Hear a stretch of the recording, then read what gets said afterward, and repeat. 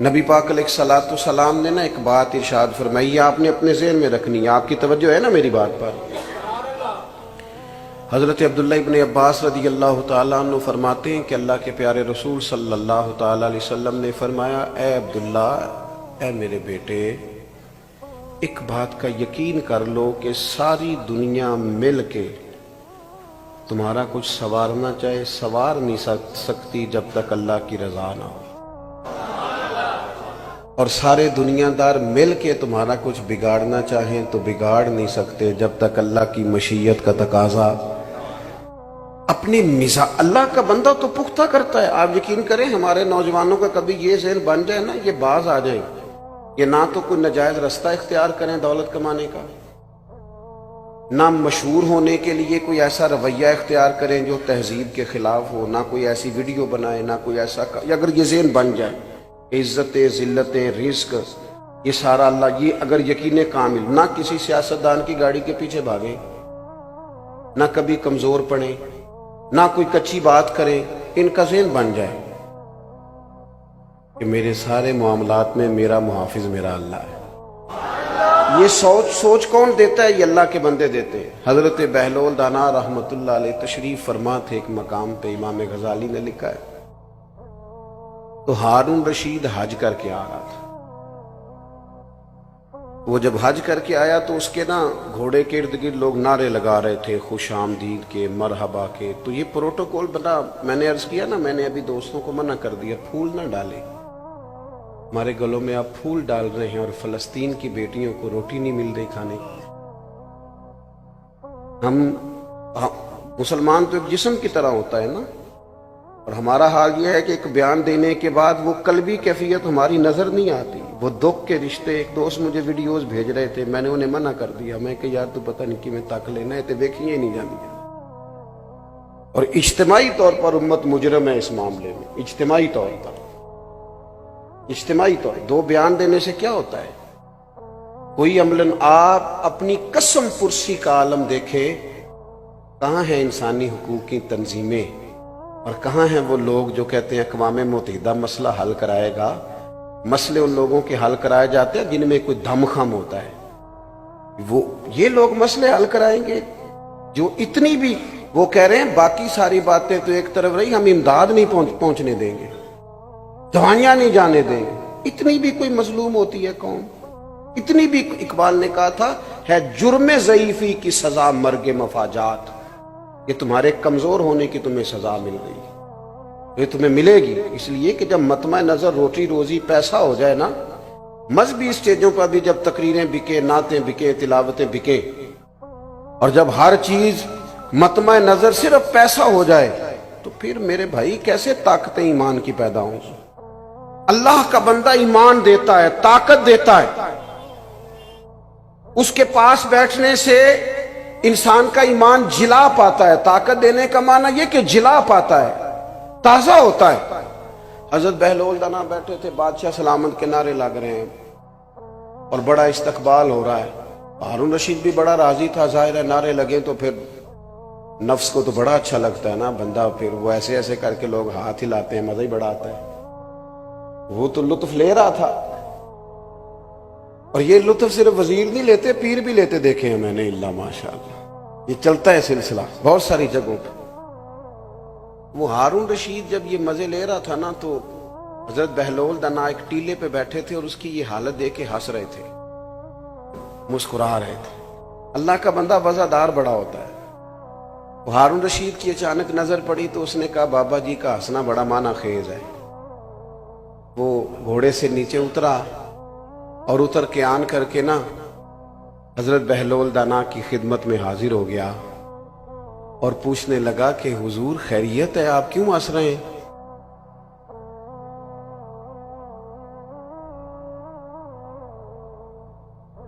تو ہارون رشید آ کے نا، اب کیا ہوا جی؟ اللہ آپ کو برکت دے، آپ توجہ کر رہے ہیں میری بات پر، اللہ تعالیٰ آپ کو سلامت رکھے۔ ہارون رشید اتر کے نا حضرت بہلول دانا کی خدمت میں آ گئے، تو آ کر کے پوچھنے لگے حضور آپ کا ہنسنا بڑا معنی خیز ہے، یہ سمجھ نہیں آیا آپ کیوں اتنا مسکرا رہے ہیں؟ تو حضرت بہلول دانا فرمانے لگے وہ جو تیرے نعرے لگ رہے ہیں اور لوگ استقبال کر رہے ہیں نا، اس پر میں ہنس رہا ہوں۔ کہا جناب وہ کیوں؟ فرمانے لگے کہ یہ جو سارے لوگ تیرے نعرے لگا رہے ہیں نا، میں نے اپنی آنکھوں سے دیکھا ہے یہ تجھ سے پہلے کسی اور کے بھی نعرے لگاتے تھے، اور یہ تیرے بعد بھی لوگوں کے نعرے لگائیں گے۔ یہ تو بدلتے رہتے ہیں، ان کا تو مزاج تبدیل ہوتا رہتا ہے، تو لگائیں گے نعرے۔ تو ہارون رشید سیاںا بندہ تھا، اس نے نصیحت کا غصہ نہیں کیا، بات کو سمجھا، لیکن چونکہ تھا بادشاہ، اس نے فوراً وہی کام کیا جو عموماً مالدار اور بادشاہ لوگ کرتے ہیں۔ کہنے لگا کہ میں نے سنا ہے آپ پر قرض ہے، تو کوئی حکم ہو تو ارشاد فرما دیں۔ تو حضرت بہلول دنا پھر مسکرا پڑے، فرمانے لگے چل ایک بات تو بتا، تیرا رب کون ہے؟ کہا اللہ۔ تو فرمایا میرا کون ہے؟ کہا اللہ۔ تو فرمایا یار یہ تو نہیں نہ ہو سکتا کہ اللہ ہارون رشید کو دیتا جائے اور بہلول دانا کو بھول ہی جائے، یہ تو نہیں نا معاذ اللہ ہو سکتا۔ تو جو رب تجھے عطا کرے گا وہ مجھے بھی دے گا انشاءاللہ، لہٰذا مجھے تیرے سامنے ہاتھ پھیلانے کی کوئی ضرورت، گردن کو جھکا دیتا ہے خیرات کا پتھر، جہاں میں مانگنے والوں کے سر کبھی اونچے نہیں ہوتے۔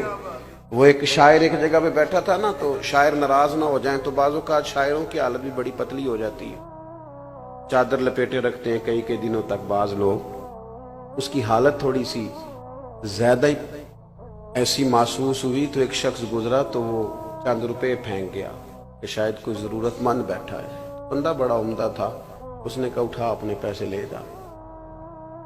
تو کہا جناب آپ یہ کیا کر رہے ہیں، آپ کو ضرورت ہے، غریب ہے، رکھ لیں۔ تو اس نے کہا اگر ضرورت پڑے گی تو اللہ رسول سے مانگوں گا۔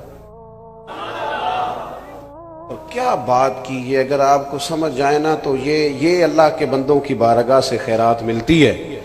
اس نے کہا یہ آرزوئے کرم اور میں آپ سے کروں، یہ آرزوئے کرم اور میں آپ سے کروں، یہ آرزوئے کرم اور میں آپ سے کروں، یہ بھیک اس کو دیجئے جس کا خدا نہ ہو۔ میں کوئی لاوارہ سورہ پر رسول کا ہوں، مجھے عطا کریں گے۔ اللہ کے بندے ایمان کی لذت سے آشنا کرتے، ان کے پاس بیٹھنے سے انسان کا ایمان مضبوط ہوتا ہے، اللہ کی ذات پر بھروسہ مضبوط ہوتا ہے، امیدیں رب رسول سے وابستہ ہوتی ہیں۔ اور دوسری اللہ کے بندے کی تعریف قرآن نے یہ بیان کی کہ وَقَانُوا يَتَّقُونَ، وہ پرہیزگار ہوتے ہیں۔ ایک ہوتا ہے نمازی، ایک ہوتا ہے حاجی، ایک ہوتا ہے سخی اور ایک ہوتا ہے پرہیزگار۔ نماز پڑھنے والے کو کہتے ہیں نمازی، حج کرنے والے کو کہتے ہیں حاجی، سخاوت کرنے والے کو اور گناہ سے بچنے والے کو پرہیزگار کہتے ہیں۔ آپ ڈاکٹر کے پاس کبھی جائیں نا تو وہ دو کام کرتا ہے، ایک دوائی دیتا ہے اور دوسرا پرہیز بتاتا ہے۔ مشکل کیا ہوتا ہے؟ بس سمجھ لیں آپ، جو پرہیزگار ہو جائے وہ ولی بن جاتا ہے۔ دوائی کھانا اتنا مشکل نہیں ہوتا جتنا یہ جو پرہیزگار ہوتے ہیں نا، کوشش کرتے ہیں، ویسے تو معصوم انبیاء اور فرشتے ہیں لیکن اللہ کے بندے کوشش کرتے ہیں، تقوی اختیار کرتے ہیں، گناہ سے بچتے ہیں۔ تقوی کسے کہتے ہیں؟ حضرت عمر فاروق رضی اللہ تعالیٰ عنہ نے سیدنا ابی بن کعب رضی اللہ تعالیٰ عنہ سے کہا کہ بتائیے یہ جو قرآن و سنت میں بار بار تقوی کا ذکر ہے تو تقوی کیا ہوتا ہے؟ تو حضرت ابی بن کعب کہنے لگے امیر المومنین آپ بہت بہتر جانتے ہیں پر میرے ذمہ لگایا تو میں بتائے دیتا ہوں۔ فرمانے لگے کہ اگر تنگ رستہ ہو اور دونوں جانب جھاڑیاں ہوں اور انسان نے کھلا لباس پہنا ہو، اگر وہ اس رستے سے گزرنا چاہے گا تو کیسے گزرے گا؟ حضرت عمر فرمانے لگے سادی سی بات ہے، دونوں جانب ذرا جھاڑیوں کا خیال رکھے، کپڑے ذرا سمیٹ لے اور تھوڑا احتیاط سے گزر جائے۔ حضرت ابی بن کعب کہنے لگے بس یہی مجھے بھی سمجھ آئی ہے، دنیا میں دونوں جانب گناہوں کی جھاڑیاں ہیں، جو ذرا اپنے آپ کو سمیٹ کے گزر جائے اسے متقی اور پرہیزگار کہا جاتا ہے۔ اپنی زندگی میں تقوی اختیار کریں، بولنے میں بھی احتیاط کریں، سوچنے میں بھی احتیاط کریں، بلا وجہ کسی کے بارے میں بدگمان نہ ہو، کبھی غلط رائے نہ دیں، اپنی کھانے کے معاملے میں، رزق کے معاملے میں بہت زیادہ محتاط ہو۔ دو آدمی دنیا میں کوئی کارنامہ سر انجام نہیں دے سکتے، ایک جس کی نظر میلی ہو اور ایک جس کا رزق ناپاک ہو، یہ بزدل ہو جاتے ہیں، کمزور ہو جاتے ہیں، کوئی کام نہیں کر سکتے۔ جو نظر کا پاک ہو، رزق کا پاک ہو، اللہ کی توفیق سے اللہ اسے بڑے بڑے کام کرا لیتا ہے۔ رزق کے معاملے میں اللہ کے بندے محتاط ہوتے ہیں۔ ہمارے ہاں نا آج کل مسئلہ یہ ہو جاتا ہے کہ زبان کو بعض ذائقے لگ جاتے ہیں،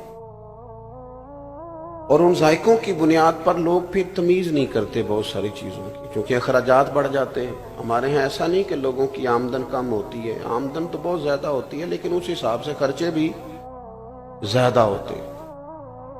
تقویٰ والی زندگی یہ ہے کہ تھوڑا محتاط طرز زندگی۔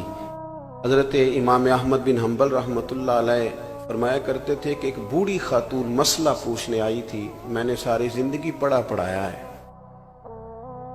پر کبھی مسئلہ بتاتے میرے رونگٹے کھڑے نہیں ہوئے۔